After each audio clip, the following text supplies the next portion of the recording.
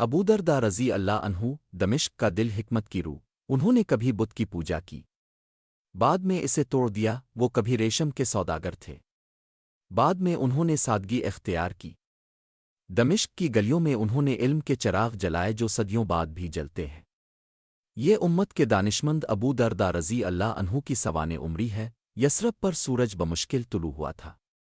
हवाई बाजार से खुशबू और जागती गलियों की गूंज लेकर चल एक अच्छी तरह से आरास्ता घर में बुखुर और पालिश की लकड़ियों से लैस एक आदमी एक खूबसूरत लिबास में मलबूस बुत के पास पहुंचा जिसे एहतराम के साथ रखा गया था। ये अबू दरदा रज़ी अल्लाह अन्हु थे जिन्हें उनके रिश्तेदार उमीर बिन ज़ैद बिन कैस के नाम से जानते हैं। खुजरुज के एक मुअज़्ज़ज़ ताजिर कबायली उनकी हिकमत और तत्हीर की वजह से उनका एहतराम करते थे।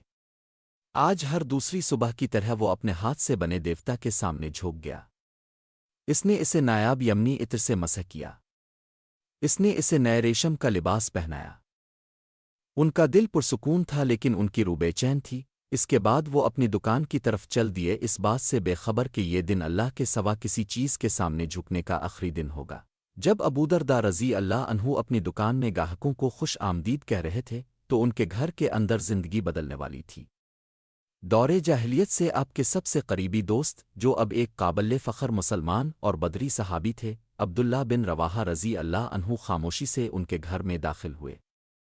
उन्होंने नर्म अल्फाज में उम्मे दरदा को सलाम किया, फिर वो बुत की तरफ चल दिए। उन्होंने एक लम्हे के लिए इसको बगौर देखा, क्या अल्लाह के सवा हर वो चीज़ बातिल नहीं है जिसकी इबादत की जाती है। उन्होंने सरगोशी की, एक ज़र्ब के साथ बुत टूट गया और उसके साथ ही एक शरीफ दिल की जंजीरें टूटने लगें। जब अबू दरदा रज़ी अल्लाह अन्हु वापस आए और तबाशदा बुत को देखा तो उनके सीने में गुस्सा उठा, लेकिन इसी तरह तेज़ी से इसकी जगह एक परेशान कुन सोच ने ले ली। अगर उसके पास कोई ताकत थी तो इसने अपना दिफा क्यों नहीं किया।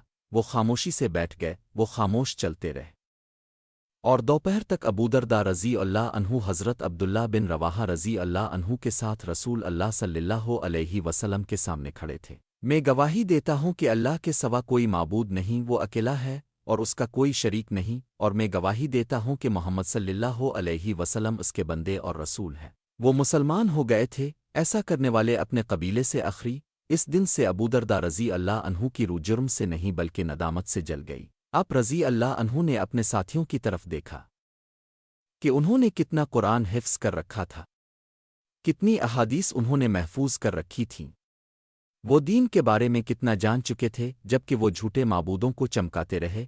आप रज़ी अल्लाह अन्हु ने अपने आप को एक मकसद सौंपा, दिन रात कुरान हिफ्ज़ करते रहे। आप रज़ी अल्लाह अन्हु नबी करीम सल्लल्लाहु अलैहि वसल्लम के हर हल्के में हाजिर होते थे। आप रज़ी अल्लाह अन्हु ने अपना कारोबार कम कर दिया, शाहाना खाने से इनकार कर दिया और सादा लिबास पहना। जब किसी ने इनसे पूछा कि अपने अपना कारोबार क्यों छोड़ दिया तो उन्होंने कहा, मैंने तिजारत और इबादत को यकजा करने की कोशिश की, लेकिन मैं दोनों को हासिल ना कर सका, इसलिए मैंने इबादत का इंतखाब किया। उनका ख्वाब मस्जिद के साथ ही एक छोटी सी दुकान जो रोज़ाना की रोटी के लिए काफ़ी हो और इतनी करीब हो कि कभी एक नमाज भी ना छोटे। इस्लाम कबूल करने के बाद अबू दरदा रज़ी अल्लाह अन्हु फारिस से सच्चाई के मुतलाशी सलमान अल फ़ारसी रज़ी अल्लाह अन्हु के साथ दीन में भाई बन गए। उनका रिश्ता इस्लाम के नए नज़रिए की अक्कासी करता है, खून की लकीरों से बालातर इत्तेहाद जिसकी जुड़े ईमान में है। जब कुफर के खिलाफ जंगें तेज़ हुईं तो अबू दरदा रज़ी अल्लाह अन्हु रसूल अल्लाह सल्लल्लाहु अलैहि वसल्लम के लश्कर में शामिल हो गए। अगरचे आप रज़ी अल्लाह अन्हु बदर में शामिल न थे, आप रज़ी अल्लाह अन्हु गालिबन ओहद में मौजूद थे, जहां मुसलमानों ने अपनी सख्त तरीन आज़माशों में से एक को बर्दाश्त किया। हज़रत मोहम्मद सल्लल्लाहु अलैहि वसल्लम को ज़र्ब लग गई, उनके दांत टूट गए, उनके गाल से खून बहा। मैदान जंग में खौफ व हरास फैल गया। रसूल अल्लाह सल्लल्लाहु अलैहि वसल्लम के गिर्द इंसानी ढाल बनाने वालों में अबू दरदा रज़ी अल्लाह अन्हु भी थे, जो तलहा और साद रज़ी अल्लाह अन्हुमा के साथ मजबूती से खड़े थे। वो न सिर्फ अपनी तलवार से बल्कि अटूट मोहब्बत के साथ लड़े। बाद में फरमाया, इस दिन के बाद मुझे मौत का खौफ नहीं हुआ। नबी सल्लल्लाहु अलैहि वसल्लम का खून बहता देखकर अब डरने की क्या ज़रूरत थी। मदीना मुनव्वरा में जैसे जैसे उम्मत मजबूत होती गई, इसी तरह अबू दरदा रज़ी अल्लाह अन्हु की भी दुनिया से दूरी बढ़ती गई। उनका घर अशिया ज़रूरत से खाली था, उनका खाना सादा है, ان کا وقت ذکر میں، روزوں میں، مطالعہ میں، درس و تدریس میں گزرتا تھا۔ مہمان ایک بار ان سے ملنے گئے۔ انہیں کھانا پیش کیا گیا لیکن اوڑنی نہیں۔ وہ پریشان ہوئے، صحابی رسول اس طرح کیسے رہ سکتے ہیں؟ جب انہوں نے ان کے کمرے میں جھانک کر دیکھا، ابودرداء رضی اللہ عنہ اور ان کی اہلیہ دونوں ایک ہی پتلی چادر میں لپٹے ہوئے تھے، دانت چٹخا رہے تھے۔ اگر ہمارے پاس کچھ ہوتا، انہوں نے نرمی سے کہا، ہم آپ کو بھیج دیتے۔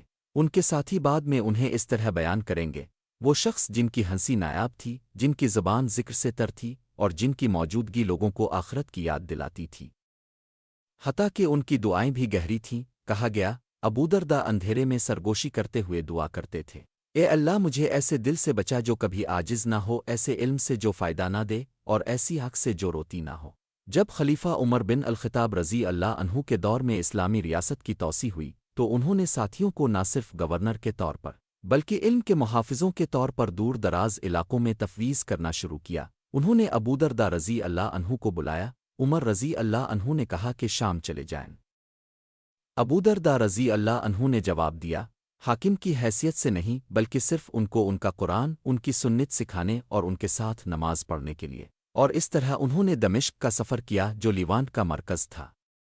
وہاں انہوں نے ایک معاشرہ دیکھا جو آسانی اور عیش و عشرت سے بھرا ہوا تھا۔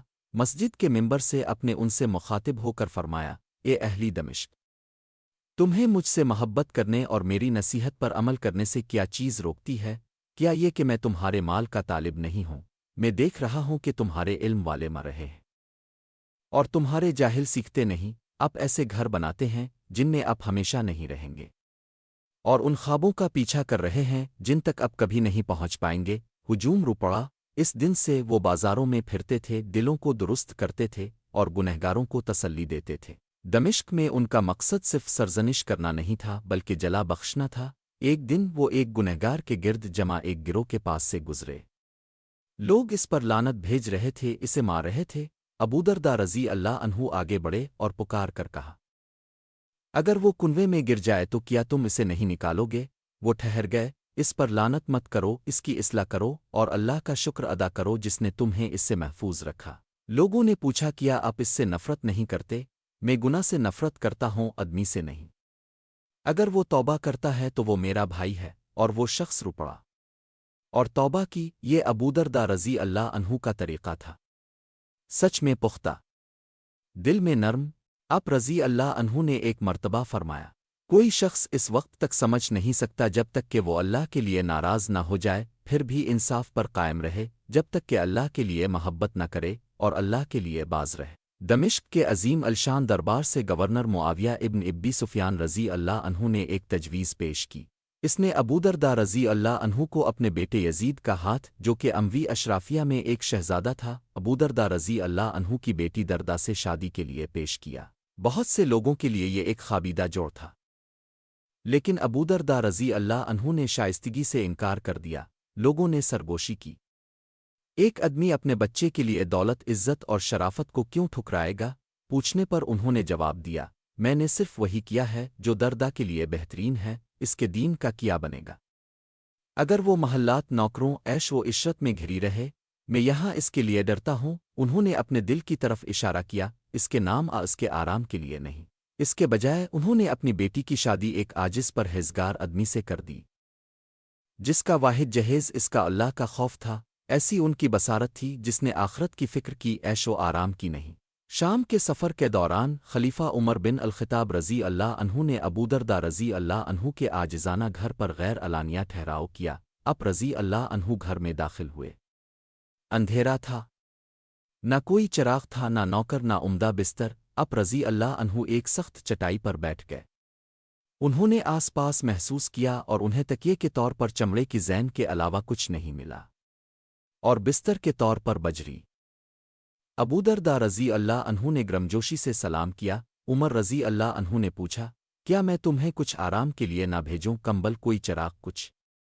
ابودرداء رضی اللہ عنہ نے جواب دیا، اے عمر، کیا تمہیں یاد نہیں کہ رسول اللہ صلی اللہ علیہ وسلم نے ہمیں کیا کہا تھا؟ عمر نے سر ہلایا، کون سا؟ دنیا میں جو تمہارے لیے کافی ہے وہ مسافر کے رزق کی طرح ہو۔ کمرے میں خاموشی چھا گئی، پھر دونوں آدمی رو پڑے۔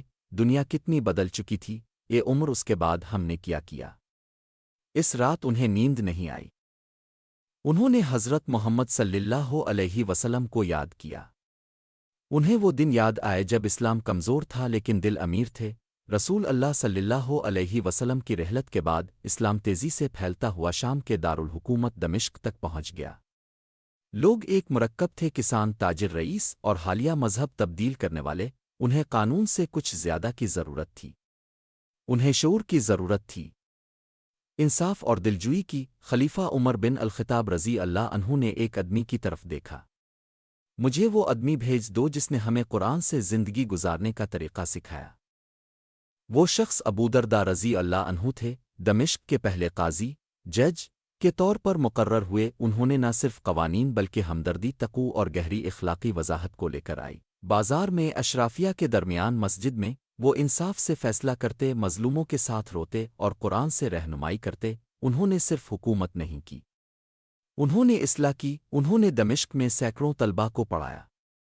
उनके हल्के से उलमा और काजियों की नस्लें आईं, जैसे फ़िज़ाला बिन उबैद, अबू इदरीस अल-ख़िलानी और उनके अपने बेटे बिलाल, जो उनके बाद इसी काजी के मनसब पर फ़ाइज़ हुए। उन्होंने एक बार कहा, काजी वो नहीं जो कानून को बेहतर जानता हो, बल्कि वो जो अल्लाह से सबसे ज़्यादा डरता हो। ज़्यादातर जज कमरा अदालत में रहते हैं। अबू दरदा गलियों, सड़कों और बाज़ारों में जहाँ लोग थे वहाँ गए। दमिश्क के बाज़ार में मर्द जमा होते, बहस करते, गपशप करते, मजाक करते। अबू दरदा रज़ी अल्लाह अन्हु उनके दरमियान से गुज़रते, फैसले के साथ नहीं बल्कि याद दहानी के साथ। ए लोगो, तुम वो जमा करते हो जो तुम खाते नहीं हो, तुम वो चीज़ बनाते हो जिसमें तुम रहते नहीं हो, तुम इस चीज़ की उम्मीद रखते हो जिस तक तुम कभी नहीं पहुंच सकते। उनकी आवाज़ हुजूम को छलनी कर देती। लोग रुक जाते। अब रज़ी अल्लाह अन्हु फरमाते, कौम आद और सुमेव्द अब कहाँ हैं? उनकी दौलत ज़्यादा थी, उनके घर ज़्यादा बारौनक थे, लेकिन अब ज़मीन ही उनका महल है। बाज़ार में खामोशी छा जाती। कुछ रू देते, कुछ बदल जाते। अबू दरदा रज़ी अल्लाह अन्हु खामोश को थे। उन्होंने रूहों को बेदार किया। जैसे ही दमिश्क का शहर इस्लाम के तहत परवान चढ़ा, इसकी सबसे बड़ी दौलत ना सोना था और ना ही बागात, बल्कि कुरान के अल्फाज उसकी मसाजिद और घरों में गूंज रहे थे। इस अहिया के मरकज़ में अबू दरदा रज़ी अल्लाह अन्हु खड़े थे। वो कोई आम आलम नहीं थे। अब रज़ी अल्लाह अन्हु एक नस्ल के बानी थे, सैकड़ों की रहनुमाई करने वाले, जिनमें फ़िदाला इब्न उबैद, अबू इदरीस अल-ख़िलानी और उम्मे अल-दरदा जैसे अजीम नाम शामिल हैं, जो खुद उनकी साले बीवी और उस्ताद हैं। आप रज़ी अल्लाह अन्हु को अक्सर मस्जिद के सह में नौजवान लड़कों और मर्दों के हल्के के साथ बैठकर तजवीद, फ़हम और अल्लाह के अल्फाज के मानी की तालीम देते हुए देखा जाता। आप रज़ी अल्लाह अन्हु फरमाते, मस्जिद को अपना घर रहने दो, क्योंकि मस्जिद परहेज़गारों का घर है। अल्लाह ताला उसके लिए राहत, रहमत और हिदायत की ज़मानत देता है जो मस्जिद को अपना घर बनाए। एक दफ़ा एक नौजवान आया और कहने लगा, ए अबू दरदा, मुझे नसीहत फरमाइए। उन्होंने जवाब दिया, बेटा, आसानी के वक्त अल्लाह को याद करो, वो तुम्हें मुश्किल के वक्त याद रखेगा। इल्म हासिल करो, आलम हो या तालिब इल्म, आसामे, लेकिन जाहिल ना बनूं, क्योंकि तुम हलाक हो जाओगे। और नौजवान सुनते और याद रखते और रोते और तब्दील होते। इस एक आदमी से कुरान के असातिज़ा का सिलसिला शाम और फिर पूरी दुनिया में फैल गया। जैसा कि उमर बिन अल-ख़त्ताब रज़ी अल्लाह अन्हु के दौर खिलाफत में दौलत की शाम में फरावानी हो गई। बहुत से लोगों के घर रेशम, इत्र और चांदी से भर गए, लेकिन अबू दरदा रज़ी अल्लाह अन्हु का नहीं। दमिश्क की मुबारक सरजमीन में 32 हिजरी का साल था। गलियां खामोश थीं, कुरान के हल्के थम गए और मस्जिद की दीवारें रोने लगें, क्योंकि अबू दरदा रज़ी अल्लाह अन्हु, उस्ताद, दाई, काजी, रहनुमा, बीमार हो गए थे। उनकी सांसें धीमी हो गईं, लेकिन उनका दिल कुरान की आयत के साथ धड़कता रहा। उनके लबों से आखिर तक गूंजता रहा। आसपास वालों ने उनके चेहरे पर कोई खौफ नहीं देखा, सिर्फ इत्मीनान। उन्होंने सादगी से जिंदगी गुजारी थी। उन्होंने खुलूसी दिल से पढ़ाया था। अब रज़ी अल्लाह अन्हु ने मोहम्मद सल्लल्लाहु अलैहि वसल्लम को दुनिया से ज़्यादा मोहब्बत की। उन्होंने पीछे कोई महल नहीं छोड़ा, कोई सक्के नहीं, लेकिन इल्म, इबादत और किरदार की मीरास जो सदियों तक बरकरार रहेगी। और जैसे ही उनकी रूह अपने रब की तरफ लूट आई, उन्होंने दुनिया से एक आखिरी अलविदा किया। सवार को अपना सफ़र जारी रखने दो, मंजिल हमेशा आखिरत ही रही है। अबू दरदा रज़ी अल्लाह अन्हु के इंतकाल के बाद उन्होंने अपने शागिर्दों के दिलों में जो बीज बोया, वो नस्ल दर नस्ल फूलता रहा। वो दमिश्क के पहले काजी थे। वो लीवांत में कुरान की तालीम के बानी थे। उनके शागिर्द बहुत थे, लेकिन कुछ ऐसे थे।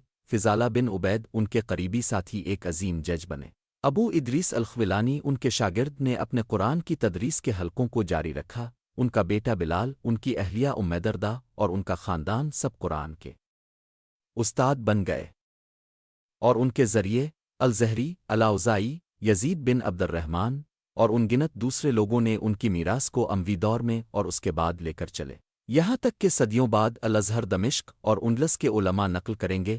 ابودرداء سے روایت ہے اور یہ جاری رہے گا، وہ یاد کی تہذیب کے نامعلوم معمار تھے، وقت گزر گیا، صدیاں گزر گئیں، لیکن ابودرداء رضی اللہ عنہ کی آواز دمشق کے سنگ مرمر کے میناروں سے، دنیا بھر کی مساجد کے نمازی قالینوں سے، ہر اس دل سے گونجتی ہے جو مقام پر اخلاص، مال پر عبادت اور شور پر علم کا طالب ہے۔ انہوں نے کبھی فوج کی قیادت نہیں کی، وہ کبھی سیاسی اقتدار پر فائز نہیں رہے، لیکن انہوں نے اس سے کہیں زیادہ بڑی چیز رکھی، روشنی سے بھرا دل۔ ان کی زندگی ہمیں سکھاتی ہے کہ سادگی طاقت ہے، قرآن ہی کافی ہے، مسجد تمہارا قلعہ ہے، اصلاح احسان ہے، مذمت نہیں، علم حفظ نہیں ہوتا، جیا جاتا ہے۔ آج بھی دنیا کے کونے کونے میں خاموشی سے پڑھانے والا ہر مخلص استاد، ہر دائی جو ہمدردی سے پکارتا ہے، ہر وہ روح جو آخرت کے لیے دنیا کا سودا کرتی ہے۔ ابودرداء رضی اللہ عنہ کا ایک طالب علم ہے، دمشق کا دل، حکمت کی روح، اپنے گھر کو اپنی مسجد بننے دو، اب کے اعمال اب کی یاد دہانی بنے، اب کی رات اب کی روشنی بن جائے۔ ابودرداء رضی اللہ عنہ محلات سے صفوں تک دنیا فاتحوں کو یاد کرتی ہے، لیکن یہ ابودرداء رضی اللہ عنہ جیسے آدمی ہیں، نرم، عقلمند، چھپے ہوئے، جنہوں نے صحیح معنوں میں دلوں کو فتح کیا اور ایک ایسا ورثہ بنایا جسے وقت نہیں مٹا سکتا۔ براہ کرم ہمارے چینل کو سبسکرائب کریں۔